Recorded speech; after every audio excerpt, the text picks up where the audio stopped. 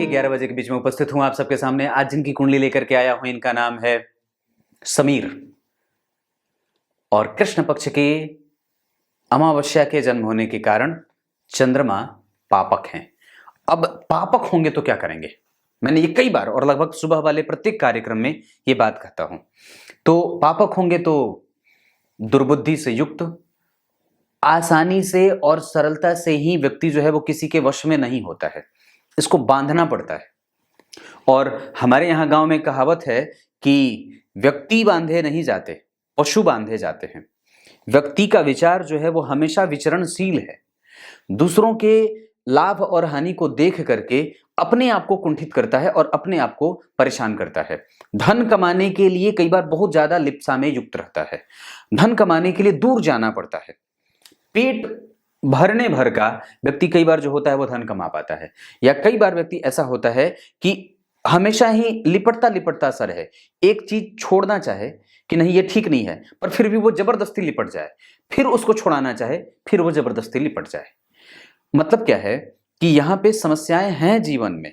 और आप कुंभ लग्न के हो, कुंभ लग्न की कुंडली ये एक ऐसा लग्न है जहां पे एक पुरुष अपने कंधे पे और पीछे गर्दन पे घड़ा लिए हुए बैठा है, जिसमें अमृत भरा हुआ है और उसकी गर्दन झुकी हुई है। मतलब आप कल्पना करो नेत्र बंद करके कि आपके पीठ पर पैसों का थैला भरा है, उसमें पैसे ठूस ठूस करके भरे हैं, उसकी मुट्ठी खुलती जा रही है और आप जो है वो लदे लदाए से हो, भाग रहे हो। ऐसी स्थिति होती है। तो मतलब यह है कि पैसे हैं पर व्यक्ति के पास क्षुधा की पूर्ति होती नहीं है। शनि से प्रभावित होने के कारण कई बार समस्याएं बढ़ भी जाती हैं। और यहाँ पे शनि जो है वो लग्न के अधिपति होकर के जा करके अवयोग लगा करके मंगल के साथ दशम भाव के अधिपति के साथ छठे भाव में बैठ करके प्रतियोगिता करा रहे हैं जीवन में।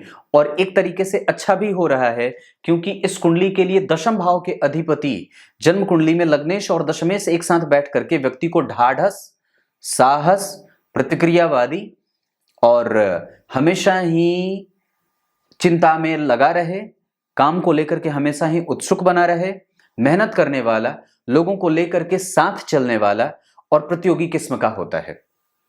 लग्नेश का छठे भाव में जाना, दशमेश का छठे भाव में जाना, लग्नेश का छठे भाव में जाना, दशम भाव के अधिपति का छठे में जाना, ये दशम भाव के अधिपति होने के साथ साथ तीसरे भाव के भी अधिपति होते हैं।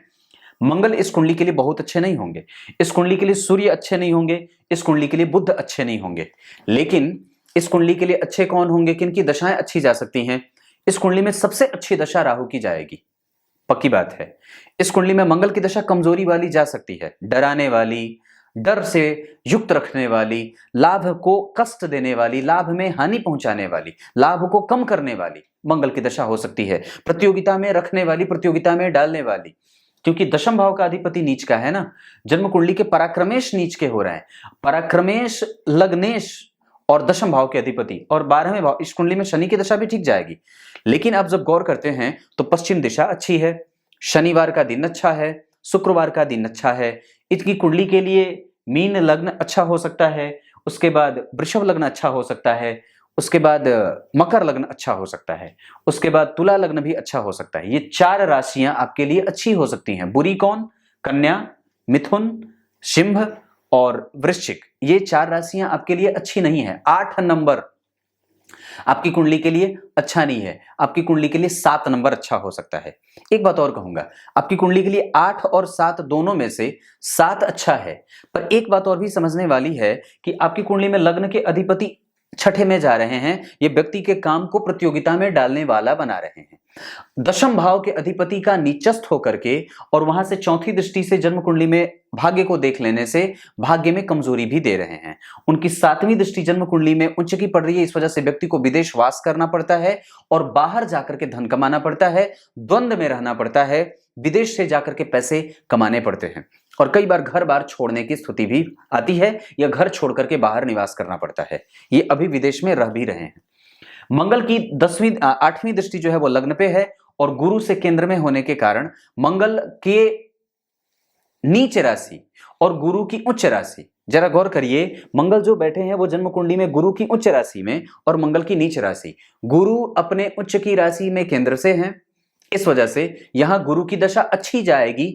और साथ ही साथ इसका दूसरा प्रभाव ऐसे भी होता है, या दूसरा कारण ये ऐसे है कि इनकी कुंडली में शतभिखा नक्षत्र के पहले चरण में इनका जन्म हुआ है। शतभिखा नक्षत्र के पहले चरण के अधिपति देव गुरु बृहस्पति होते हैं। शतभिखा नक्षत्र राहु का नक्षत्र होता है और लग्नेश जो बनते हैं वो शनि। तो इधर देखिए मेरी तरफ, शनि, राहु और गुरु। तो अगर विचार करें तो इस कुंडली में शनि और राहु की दशाएं अच्छी जाएंगी, लेकिन गुरु की दशा कमजोर जाएगी। गुरु की दशा कमजोर जाएगी, शनि और राहु की दशा बहुत अच्छी जाएगी। राहु इसलिए भी अच्छे जाएंगे क्योंकि वो तुला राशि के बैठे हैं। जिस नक्षत्र में बैठे हैं वो उनका खुद का नक्षत्र है। 7 नंबर में तुला राशि बनती है। तुला राशि के अंतर्गत स्वाति नक्षत्र आता है।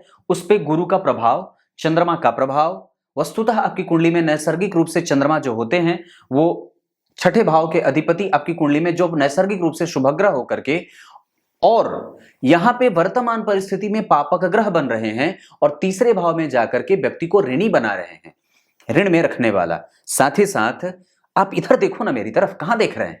इधर देखिए, सूर्य से पीछे चंद्रमा बैठे हैं। ये अच्छा होता है, व्यक्ति को धनवान, व्यक्ति को पद से युक्त, व्यक्ति को सम्मान से युक्त और बुद्धिमान और बड़ा अच्छा होता है। मतलब ये अच्छा है। अच्छा का मतलब आप कुछ भी देख लो। इसके बाद जन्म कुंडली में धन भाव के जो अधिपति हैं गुरु, वो नवांश कुंडली में जहां बैठे हैं, इसके अधिपति को देखिए शुक्र उच्चाभिलाषी हो रहे हैं।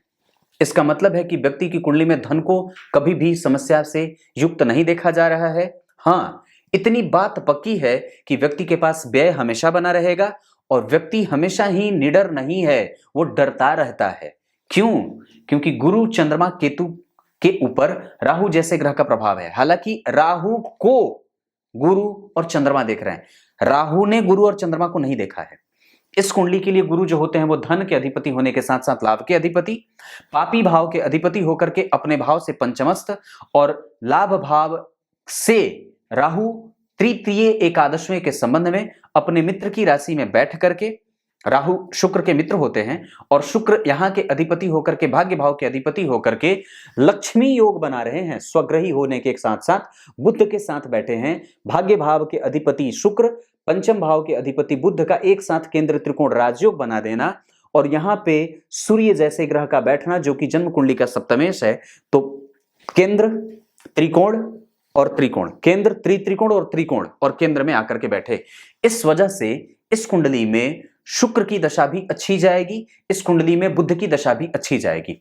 अंतर में भी की बात करता हूं, अगर आगे बुध की दशा सामान्यतया एक तरीके से कमजोरी वहां पे ऐसे दे सकती है कि व्यक्ति को मशक्कत ज्यादा करवा सकती है। बुध की दशा में व्यक्ति को लाभ नहीं मिलता है संपत्ति इकट्ठा करने में, पर शुक्र की दशा में व्यक्ति लाभ इकट्ठा कर सकता है। पुत्रवान बने, धार्मिक कृत्य करे, बेटे बेटियों की शादी कर दे, सुपुत्र को नौकरी मिल जाए, कोई नया कार्य कर दे, कोई सामाजिक उत्थान का काम कर दे। और राहु की दशा में व्यक्ति के कई प्रकार से लाभ के, उन्नति के मार्ग खुलते हैं। ये बात इतनी है। राहु की दशा 2023 के 9वें महीने में शुरू होगी। उस समय एक लाजवाब धारण कर लीजिएगा। और आपकी कुंडली में चंद्रमा जो पापक हैं उनके ऊपर राहु का प्रभाव है। इस वजह से अपने मन को डराइएगा मत, डरना नहीं है। कई बार होता है हम राहु की दशा सोच करके ही खाली डर जाते हैं। आपकी कुंडली में वो डरने वाला नहीं है, क्योंकि जिस राशि में बैठा है उस राशि का अधिपति केंद्र में बैठा है और कुंभ लग्न की कुंडली के लिए वो सर्वाधिक योग कारक ग्रह के रूप में, योग कारक ग्रह के साथ अगर राहु की उपस्थिति हो जाती है तो वो और भी ज्यादा लाभदायक हो जाता है। अपने मित्र की राशि को या खुद की राशि को राहु यहां से देखेंगे। उनकी 7वीं दृष्टि व्यक्ति को पराक्रमी, मेहनती, भाइयों के साथ जुड़ाव पैदा करने वाली, मेहनत करने के साथ साथ मेहनत का परिणाम देने वाली और व्यक्ति को बुद्धिमान बनाने वाली बना रही है। मिथुन राशि को देख रहे हैं ना, इस वजह से। तो ये बात इतनी है। यहां पे शुक्र, बुध और सूर्य का बैठना व्यक्ति को घर से बाहर रखता है और व्यक्ति को बाहर ही रहना चाहिए। एक बात और भी है, चौथे भाव के अधिपति चौथे भाव में सूर्य और बुध के साथ बैठे हैं। व्यक्ति के परिवार का सुख भी मिलेगा। अगर चाहे तो व्यक्ति अपने बुढ़ापा को अपने निजी घर में या अपने देश में आकर के बिता सकता है। ये बात बनती है। विदेश भाव के अधिपति जन्म कुंडली में चौथे में बैठे थे, इस वजह से उम्र का अधिकांश हिस्सा कई बार जन्म कुंडली में बाहर बीतते देखा जाता है। या व्यक्ति का आकर्षण या व्यक्ति को जो नौकरी मिलेगी वो बाहर ही मिलेगी, यहां आने पे हो सकता है कि आपको उतने पैसे ना मिले जो यहां पे मिल रहे हैं, जहां पे आप वर्तमान में हैं। धन भाव के अधिपति जन्म कुंडली में अपने उच्च की राशि से केंद्र में, इस वजह से धनेश की दशा यानी कि गुरु की दशा अच्छी जाएगी। गुरु की दशा सामान्य, पर शनि और राहु की दशा अच्छी जाएगी, ये बोल रहा था। लेकिन गुरु की दशा भी कमजोर नहीं जाएगी, व्यक्ति को कम से कम ढाढ़स देगी, साहस देगी और व्यक्ति को मेहनती बनाने में सफलता अर्जित करवाने वाली होगी। एक बात और भी है, इस कुंडली के लिए गुरु लाभ के अधिपति और धन के अधिपति होकर के पराक्रम भाव में चंद्रमा के साथ बैठे हैं। तो गौर करिए, एक बात बड़ी अद्भुत बात है, धन भाव के अधिपति का संबंध अगर चंद्रमा के साथ हो जाए या धन भाव के अधिपति के आगे सूर्य बुध या सूर्य बुध और शुक्र जैसे ग्रह बैठे हों, ध्यान से समझिएगा, यह सूत्र है ज्योतिष का जो मैं बता रहा हूं। धन भाव के अधिपति के आगे वाले घर में सूर्य बुध, बुध शुक्र, बुध चंद्रमा या शनि बैठे हों तो व्यक्ति को धनवान बनाते हैं। व्यक्ति के पास चल अचल संपत्ति का योग है, अगर नहीं इकट्ठा किए हैं तो आपको प्रयास कर लेना चाहिए। मंगल की दशा और शनि की दशा में व्यक्ति चल अचल संपत्ति इकट्ठा कर सकता है। इस कुंडली के लिए मंगल जन्म कुंडली में बनते हैं दशम भाव के अधिपति और तृतीय भाव के अधिपति। धन भाव के अधिपति होकर के जन्म कुंडली में धन का योग लगा रहे हैं, चंद्रमा जैसे ग्रह के साथ बैठे हैं। धन भाव के अधिपति गुरु के सामने ही बुध और शुक्र एकदम जस्ट बिल्कुल आगे बैठे हैं। इस वजह से व्यक्ति के पास धन की समस्या कभी भी नहीं होनी चाहिए। एक समय पे हो रही होगी या हो सकती है कि थी या हो सकता है कि ऐसा रहा हो, क्योंकि धन भाव के अधिपति के ऊपर राहु का प्रभाव है तो मशक्कत करवाया, या फिर वो मशक्कत ऐसे कि व्यक्ति को बाहर निकलने में कठिनाई हो या काम रुक रुक करके होता रहा हो शनि से प्रभावित होने के कारण। क्योंकि लग्नेश जो है वो दशम भाव के अधिपति के साथ नीचस्थ या नीच की राशि में दशम भाव के अधिपति बैठने के कारण, दशम के अधिपति छठे में बैठने के कारण व्यक्ति कई बार मशक्कत करता है या उसका काम धीरे से धीरे धीरे विलंब के साथ या मशक्कत या मेहनत करने के बाद सफल होता है। ऐसी स्थितियां बनती हैं। तो मैंने चर्चा करी लग्न के नक्षत्र के अधिपति, लग्न के अधिपति राहु के ऊपर, शनि के ऊपर, गुरु के ऊपर, चंद्रमा के ऊपर, शुक्र के ऊपर, ये सारी चीजें। अब नवमांश कुंडली में अगर आप आते हैं तो नवमांश कुंडली में लग्न बनता है धनु का और ये शुभ ग्रह का नवमांश बना। सप्तम भाव में और केंद्र के चारों घर में शुभ ग्रह की राशि बनी। सप्तम के अधिपति अपने भाव से अष्टमस्थ जा रहे हैं, ये थोड़े से कमजोर करेंगे। गुरु और मंगल यहाँ पे बैठ करके व्यक्ति की पत्नी को लालची नेचर का बना देते हैं। शुक्र यहाँ पे बढ़िया धनदायक हो रहे हैं। राहु यहाँ मीन राशि के बैठ रहे हैं, पत्नी को धार्मिक और कई बार निष्ठुर नहीं लेकिन हाँ थोड़े कठोर जरूर बना रहे हैं। और लालची, या ये फिर कह सकते हैं कि उनको हमेशा ही चिंता से ग्रसित रहने वाला या फिर ढूल मूल या निरंतर बदलने वाला, इस व्यक्ति का बेसिक अगर मैं कहूं तो स्वप्न में खोने वाला, विचारों में गमन करने वाला, धैर्यशील है, धैर्य धारण करने वाला है, व्यक्ति प्रतियोगिताओं में शामिल होने वाला है, अच्छी और ऊंची प्रतियोगिता में विजेता बनने वाला है। लेकिन कमजोर पक्ष क्या है? कमजोर पक्ष यह है कि व्यक्ति जो है वो हमेशा ही चिंता करते रहने चिंता में ग्रसित रहता है, इसकी चिंता कभी खत्म ही नहीं होती है। और साथ ही साथ ये ढूल मूल है, मतलब ढूल मूल कहने का मतलब है कि बदल जाता है। इनके सबसे अगर कमजोर पक्ष को मैं कहूंगा तो व्यक्ति जो है वो तुरंत बदलने वाला है। वो क्यों? क्योंकि स्वभाव भाव में बुध की मूल त्रिकोण राशि बनती है। स्वभाव का भाव ये होता है इसका पूरक। यहाँ के अधिपति बुध जो है वो शुक्र और सूर्य के साथ बैठे हैं, जो सप्तम भाव के अधिपति होते हैं, और वो शुक्र लालची ग्रह होता है बुध। तो लालच जैसे ही देखता है या जैसे ही कोई नई चीज देखता है उस पर आकृष्ट हो जाता है, चाहे वो औरत हो, चाहे वो लड़की हो, चाहे वो पर पुरुष या पर स्त्री हो, उस पर देख करके व्यक्ति का मन मोहित या लट्टू हो जाता है। एक बात और कहूंगा, यहाँ पे कुंभ लग्न के होने के कारण व्यक्ति के पास प्रत्येक सवाल का एक अलग और अनूठा सा उत्तर होता है। कुंभ लग्न में होने के कारण व्यक्ति का दार्शनिक होना, व्यक्ति के दर्शन का अलग होना, जीवन के दर्शन का अलग होना, व्यक्ति के प्रभाव का विस्तृत और विचारवान और बोधगम्य होने का प्रभाव दिखता है। लाभ के लिए हमेशा ही व्यक्ति 2-4 दिन ही नहीं, वर्षों तक अपने घर से दूर रह सकता है। लाभ और जीवन में प्रगति के पथ को चूमने के लिए व्यक्ति किसी भी हद तक जा सकता है। इनकी कुंडली के हिसाब से पश्चिम दिशा सबसे अच्छी, शनिवार का दिन सबसे अच्छा, 8 और 7 अंक अच्छे हो सकते हैं। ये कुंडली की स्थिति बनती है। पूजा में व्यक्ति को, अभी अगर मेष राशि देख रहा हूं तो इस पर ढैया और 7.5 का कोई प्रभाव नहीं है। सूर्य बुध शुक्र बैठ करके आपको जन्म स्थान से जैसे कि दूर भिजवा रहे हैं। दशमांश कुंडली में अगर आप गौर करते हैं तो सूर्य और शनि का, जहां उच्च के शनि और नीच के शनि, उच्च के सूर्य और नीच के शनि, जहां पे शनि का नीच भंग, धन बहुत बढ़िया है। आप अगर चाहें तो इन्वेस्टमेंट भी कर सकते हैं। धन लगाने के लिए, धन कमाने के लिए, धन लगाने के लिए होता है और वो धन आपके पास है। चतुर्थ स्थान के अधिपति चंद्रमा उच्च के हैं। माता का लाभ हमेशा ही कर्म में मिलता रहेगा, वो आपके काम में सपोर्टिव हैं और सपोर्ट करती रहेंगी। वस्तुतः व्यक्ति माता का और पिता का, दोनों का ही परम आदरणीय और आदर करने वाला, और साथ ही साथ उनके लिए हमेशा ही सम्मानजनक स्थिति में और सम्मानजनक स्थिति को प्राप्त करने वाला होता है। सप्तम स्थान में केतु और गुरु के बैठने के कारण यहां पे व्यक्ति का प्रत्येक दिन का प्रयास ये होता है कि कुछ अलग तरीके से कमाया जाए, कुछ अलग आय ढूंढे जाएं, आय के रास्ते ढूंढे जाएं, पर उसमें सफलता के योग थोड़े कमजोर से दिख रहे हैं, क्योंकि लग्न में नीच के शनि और राहु के साथ बैठ रहे हैं और व्यक्ति को एक नेचर ऐसा भी मिल जा रहा है जहां वो कई बार कंडीशनल हो जाता है, जिसके कारण उसके आय के स्रोत बंद हो जाते हैं। अगर ये चाहता तो और भी ज्यादा धन कमा सकता था, लेकिन ऐसा नहीं करेगा, क्योंकि उसका दर्शन जीवन के जीने का तरीका और जीवन को जीने का जो शर्त है वो अपने अलग और अलग बना करके रखे हैं, जिसपे जब तक वो सामने वाला खरा नहीं उतरता है तब तक वो उसके लिए कोई भी काम नहीं करता है। जब तक इसको ये बात पता नहीं चलेगी कि नहीं ये मेरे लिए ठीक है, या जब तक वो सामने वाला व्यक्ति इनको पसंद ना आ जाए पूरे तरीके से, तब तक उनके साथ काम करने को ये व्यक्ति राजी नहीं हो। किसी से भी बदला लेने की कोई फिराक की स्थिति नहीं है। व्यक्ति आसानी से काबू में नहीं आता है, ये इनकी सबसे कठिन समस्या है। व्यक्ति का नेचर हमेशा बदलने वाला है, इनको इस पे काम करना चाहिए। लग्नेश जो है वो छठे भाव में बैठे हैं। जन्म कुंडली में व्यक्ति को कई बार व्यसनों से युक्त, दुर्व्यसनों से युक्त देखा जाता है।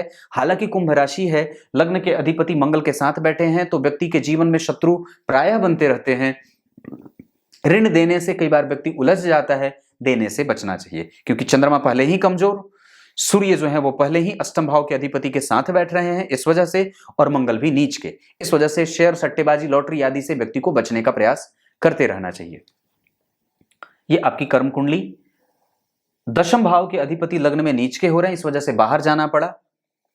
शुक्र और बुध व्यक्ति को जो चीज वो प्राप्त करना चाहता है अपने करियर में, अपने कर्म को करके वो जो चीज भी प्राप्त करना चाहता है, डेफिनेटली उसको शुक्र देने वाले हैं और वो लक्ष्मी संपन्न व्यक्ति को बनाएंगे ही बनाएंगे। राहु की दशा इस जातक की कुंडली के लिए अच्छी रहेगी।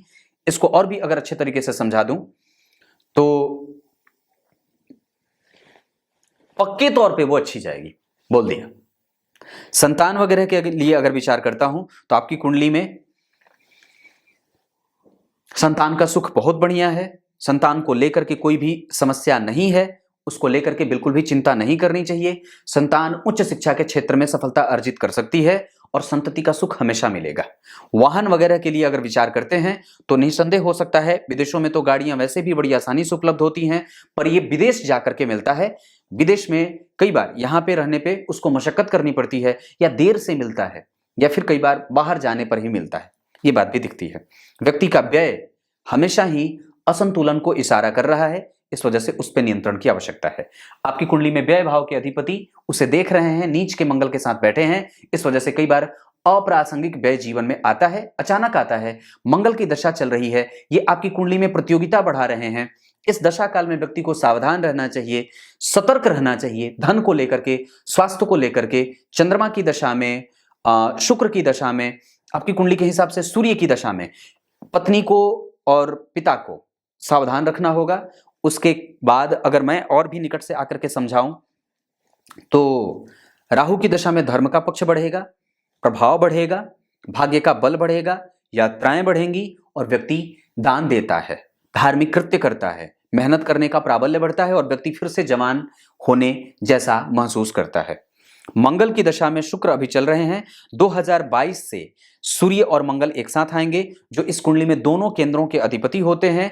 ऐसी स्थिति में कि मंगल और सूर्य की स्थिति तृतीय एकादशवें की है, अगर मंगल नीच के नहीं होते तो सूर्य के साथ ये और भी अच्छी स्थिति में जा सकते थे। इस वजह से अभी आपको कम से कम 2023 के फरवरी महीने तक इंतजार करना चाहिए।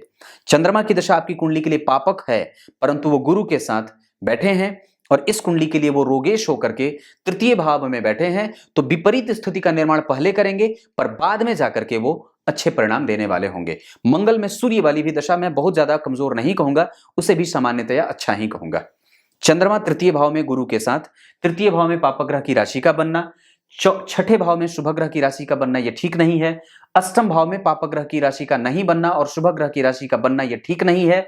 एकादशवें भाव में पापग्रह की राशि का नहीं बनना और शुभ ग्रह की राशि का बनना, परंतु इस भाव के अधिपति अपने भाव से पंचमस्थ मित्र की राशि में मित्रवत बैठे हैं, लेकिन गुरु के डिस्पोजिटर ग्रह मंगल नीच के हैं, जो दशम भाव के अधिपति होकर के इस कुंडली को कमजोरी दे रहे हैं। मतलब मशक्कत ज्यादा, मेहनत ज्यादा, कर्म क्षेत्र में प्रैक्टिकल व्यक्ति को बनना पड़ता है, मेहनत ज्यादा करनी पड़ती है, मशक्कत ज्यादा होती है, पराक्रम निष्फल होता है, भागना पड़ता है, भटकना पड़ता है, पेट के लिए जीना पड़ता है, समझौता करना पड़ता है, ये सब करना पड़ता है जीवन में, और ये आपने किए भी होंगे, सच्ची बात है, क्योंकि कुंभ लग्न है और लग्न के अधिपति छठे में गए हैं, थोड़ी तो मशक्कत करवाएंगे, हर एक काम को लेट करवाएं। और आयु अच्छी है, क्योंकि आयु भाव के अधिपति जन्म कुंडली में स्वग्रही शुक्र के साथ, जो व्यक्ति की कुंडली में अगर आप गौर करें तो लग्न के अधिपति मंगल के साथ बैठे हैं, तो व्यक्ति जो है वो अपनी अवस्था से छोटा मालूम पड़ता है, या कई बार बचपना ज्यादा करे, या कई बार मानसिक संपूर्ण शांति जो है वो व्यक्ति के पास बड़ी आसानी से मिल जाती है, और कभी तुरंत ही बदल करके ये कहता है मेरे जैसा दुखी इंसान कोई है ही नहीं। तो दोनों ही तरीके का पक्ष और निष्पक्ष व्यक्ति के जीवन में बना रहता है। आयु भाव के कारक या आयु के अधिपति जन्म कुंडली में आयु भाव पे शनि की दृष्टि, और यहां पे अगर गौर करें तो किसी अन्य ग्रह का कोई प्रभाव नहीं, इस भाव के अधिपति के ऊपर किसी भी ग्रह का कोई प्रभाव नहीं, इस वजह से आयु ठीक है। बुध जो है वो आयु के भाव के अधिपति, आयु का कारक आयु भाव को देख रहा है, ऐसी स्थिति अच्छी है। लग्ने स्वयं अगर शनि होते हो तो ये एक अच्छी बात हो जाती है। व्यक्ति को अपने स्वास्थ्य में हड्डी का रोग और रक्त का रोग हो सकता है, यानी कि व्यक्ति को अपने पेट से संबंधित समस्या, पेट में कई बार रक्त से संबंधित समस्याएं भी बनती हैं, नसों का सही तरीके से रक्त का संचालन न कर पाना, कई बार ये चीजें भी बनती हैं। मंगल कई बार हर्निया आदि की समस्या या कई बार नाभि के नीचे के क्षेत्र को प्रभावित करते हुए देखे जाते हैं, ये बात बनती है। शुक्र सूर्य के साथ बैठे हैं, हृदय क्षेत्र को प्रभावित करते रहेंगे, इस वजह से रक्त की जांच और हृदय को ख्याल में रखना होता है। हृदय या बीपी वगैरह की समस्या ना हो, शुगर वगैरह की समस्या ना हो, इसका ख्याल हमेशा ही रखना चाहिए। अभी आप मंगल की दशा में हैं, जो रोग में बैठा है, नीच का बैठा है, ये ठीक नहीं है। लेकिन एक बात बड़ी अद्भुत है कि इस कुंडली के लिए तृतीय भाव के अधिपति होकर के, नीच के होकर के लग्न को देख रहे हैं, ये अलग तरीके से राजयोग भी बनाएंगे, जो व्यक्ति के जीवन में कई तरीके के लाभ भी देने वाले होते हैं और तुरंत अचानक रैंडम लाभ भी देते हैं। इस चीज को भी मानना होगा। ये आपकी कुंडली है। इस कुंडली के लिए उपाय अगर मैं कहूं तो सामान्यतया राहु की दशा आने वाली है, गणेश जी के मंत्रों का जप, चतुर्थी का व्रत, गणेश जी के मंत्रों का जप, गणेश जी को दूध अर्पित करना, दुर्वा अर्पित करना, हनुमान चालीसा का पाठ, हनुमान जी को लाल फल और लाल वस्त्र ज्यादा धारण करिए। आप नीला वस्त्र ज्यादा धारण कर सकते हैं। लाल वस्त्र मंगलवार को, नीला, काला और आसमानी आपके लिए अच्छा होगा। बस ये बात है। पूजा के लिए आपको गणेश जी के मंत्रों का जप, हनुमान चालीसा का पाठ, अभी आप ढैया और 7.5 में नहीं है, लेकिन मंगल में चंद्रमा 2023 के फरवरी से ठीक हो जाएंगे। प्रभावों में होने के कारण मंगल और सूर्य की दशा भी मैं कमजोर नहीं कहूंगा, लेकिन मंगल नीच के हैं और महादशा का जो अधिपति होता है वो दरअसल ड्राइवर है, और शनि से आप प्रभावित हैं जिसका मुकुट सोने का है और वो गिद्ध पे सवार है, तो वो कभी कभी बड़ी तीखी दृष्टि डालता है और उसकी दृष्टि जो होती है वो कई बार कष्ट देती है। तो शनि की तीसरी दृष्टि जो है वो व्यक्ति को वातजनित समस्या देती है, पीत और कफ को अनकंट्रोल करती है। 7वीं दृष्टि जो है वो विदेश भाव पे पड़ रही है, इस वजह से कई बार व्यक्ति के कार्य क्षेत्र में, जहां व्यक्ति जन्म स्थान से दूर जाकर के करता है, तो उसमें कई बार समस्याएं भी आती हैं। मंगल के साथ है तो यहाँ पे क्लैश होगा और यहाँ पे दोनों आपके जीवन में प्रतिद्वंदिता का भाव अर्पित करेंगे। इस कुंडली में बुध और शुक्र एक साथ बैठे हैं, बुध और शुक्र, ये बहुत अच्छा केंद्र त्रिकोण राजयोग। शुक्र लाभ भाग्य के अधिपति, लक्ष्मी योग, सूर्य 2 केंद्रों के अधिपति एक साथ, ये बड़ा अच्छा। नौकरी में पदस्थ और पद पे जाने वाला, और कई बार व्यक्ति घुमंतु होता है, घूमने वाला होता है, और कई बार दूर मन करे कि खूब चला जाऊं, कभी कभी मन करे नहीं मुझे कहीं नहीं जाना है। मतलब ये जो विचारों का जो मार है ना, वो व्यक्ति हमेशा झेलता रहे, और यही इसके जीवन की सबसे बड़ी समस्या है कि किसी एक निर्णय पे व्यक्ति आसानी से नहीं पहुंच पाता है। इसमें गणेश जी आपकी सहायता कर सकते हैं। तब तक के लिए बहुत बहुत नमस्कार।